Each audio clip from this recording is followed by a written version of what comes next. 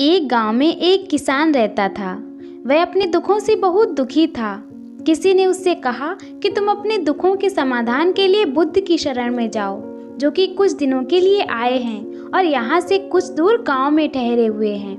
निश्चित ही वे तुम्हारे सभी दुखों का समाधान कर देंगे।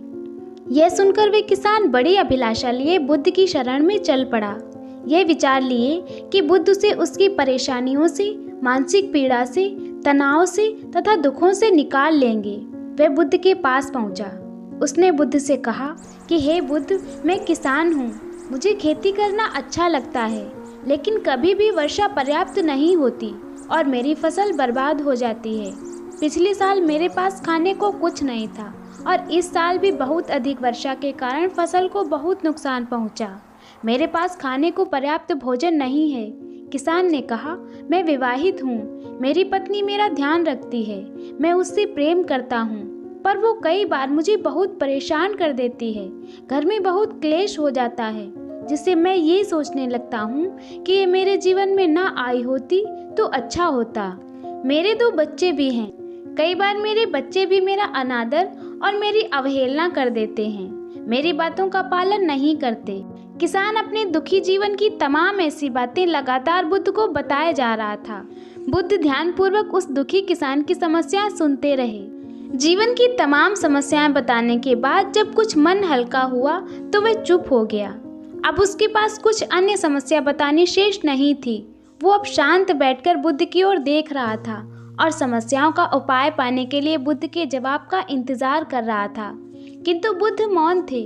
किसान फिर बोला कि हे बुद्ध, मैं आपकी शरण में आया हूँ। कृपया मेरे जीवन की इन समस्याओं का समाधान करें। बुद्ध ने कहा, मैं तुम्हारी कोई सहायता नहीं कर सकता। किसान ने अचंभित होकर कहा, अरे ये आप क्या कह रहे हैं? सभी कहते हैं कि आप सभी के दुखों का समाधान निकालते हो, तो क्या आप मेरे दुखों का निवारण नहीं करेंगे, क्योंकि मैं एक गरीब किसान हूँ? बुद्ध ने कहा, सभी के जीवन में कठिनाइयाँ आती हैं। जीवन में दुख परेशानियों का आना स्वाभाविक है। मनुष्य के जीवन में उसके कर्म अनुसार अक्सर परिस्थितियों में बदलाव आता रहता है, जो सुख दुख, निराशा, क्रोध का कारण बनती है। नए रिश्ते बनना, पुराने रिश्तों का बिगड़ना, रिश्तों में मिठास, कड़वाहट, ये सब सामान्य है।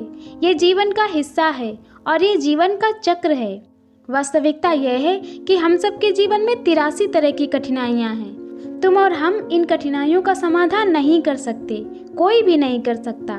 जीवन और जीवन में बने रिश्ते कोई स्थिर नहीं हैं। एक दिन रिश्तेदार भी छोड़ जाएंगे और जीवन भी खत्म हो जाएगा, लेकिन ये समस्याएं जस की तस बनी रहेंगी, आज तुम्हारी जिंदगी में तो कल किसी और की जिंदगी में। इस पर किसान संयम खोकर क्रोधित हो गया और ऊंचे स्वर में बुद्ध से बोला कि सब बोलते हैं कि आप महात्मा हो, सिद्ध पुरुष हो, आत्मज्ञानी हो।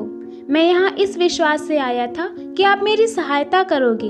अगर आप मेरी समस्याओं का समाधान ही नहीं कर सकते तो मेरा यहाँ आना व्यर्थ हुआ। सभी लोग झूठ बोलते हैं कि आप समस्याओं का समाधान करते हो। आपने मेरी एक भी समस्या का समाधान नहीं किया। आपसे भले तो वो महात्मा हैं जो मेरे घर 2 वर्ष पहले आए थे। उन्होंने मुझसे यज्ञ कराया, दान दक्षिणा करवाई और मेरे मन को अपार शांति मिली। कुछ सुख भी आया, कुछ दुख भी कम हुए, लेकिन आपने तो मेरी किसी भी समस्या का समाधान ना निकाला। आपने तो सीधा मुझे मना कर दिया।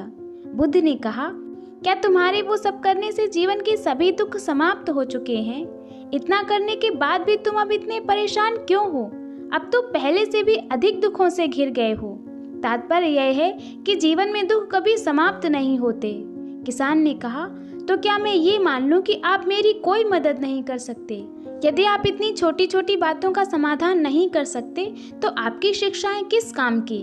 बुद्ध ने कहा, मैं तुम्हारी 83 समस्याओं का समाधान तो नहीं कर सकता, पर हाँ, मैं तुम्हारी 84वीं समस्या का समाधान जरूर कर सकता हूँ। किसान ने अचंभित होकर कहा कि 84वीं समस्या? वह कौन सी समस्या है बुद्ध? बुद्ध ने कहा कि वह यह है कि तुम नहीं चाहते कि तुम्हारे जीवन में कोई समस्या हो। इसी समस्या के कारण ही तुम्हारी सारी समस्याओं का जन्म हुआ है। अगर तुम इस बात को स्वीकार कर लो कि जीवन में समस्या होती ही है, समस्याएं जीवन का हिस्सा हैं, तो तुम्हें जीवन की समस्याएं विचलित नहीं कर पाएंगी।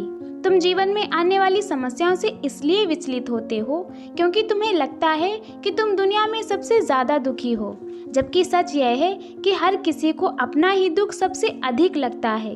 लेकिन जिस दिन से तुम ये समझना शुरू कर दोगे कि बाकी लोगों के मुकाबले मेरा दुख तो बहुत कम है, तब उस दिन से कोई भी दुख तुम्हें प्रभावित नहीं कर सकेगा।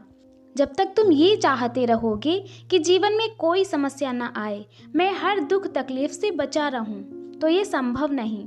ऐसे में तो हर छोटे से छोटा दुख भी तुम्हें बेचैन कर देगा, तुम्हारी मानसिक शांति को भंग कर देगा। यदि तुम्हारे जीवन से कठिनाइयाँ बिल्कुल खत्म कर दी जाएं, तुम्हें रोज हर पल बिना दुख कठिनाइयों का जीवन जीने को मिले, तो तुम अधिक समय तक ऐसा जीवन जी ही नहीं पाओगे। एक समय ऐसा आएगा कि रोज वैसा जीवन जीकर तुम जिंदगी से पूरी तरह तंग आ जाओगे, क्योंकि जीवन में हद से ज़्यादा कोई भी चीज़ जीवन के लिए भयानक समस्या खड़ी कर देती है। आरामदायक जीवन जीकर मन और शरीर दोनों से अपंग हो जाओगे, तो क्या फ़ायदा ऐसे जीवन का जो तुम्हें बाद में नर्क जैसा जीवन जीने पर मजबूर कर दे।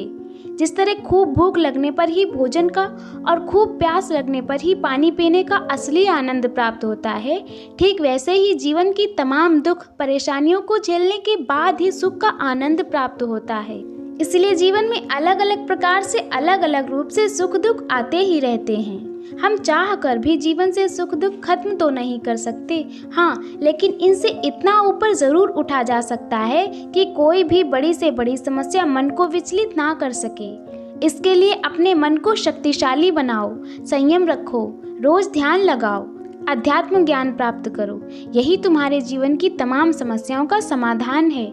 इसी को जीवन की 84वीं समस्या का समाधान कहा गया है। महात्मा बुद्ध का ये अद्भुत ज्ञान प्राप्त कर किसान तृप्त हो गया, उसका मन पूरी तरह हल्का हो गया। परेशानियों का जो कौतूहल मन को परेशान कर रहा था, वह शांत हो गया। किसान आंखें बंद कर आनंद को अनुभव करने लगा। किसान को सब समझ आ गया कि वो अब तक क्या गलती कर रहा था। किसान बुद्ध के चरणों में गिर पड़ा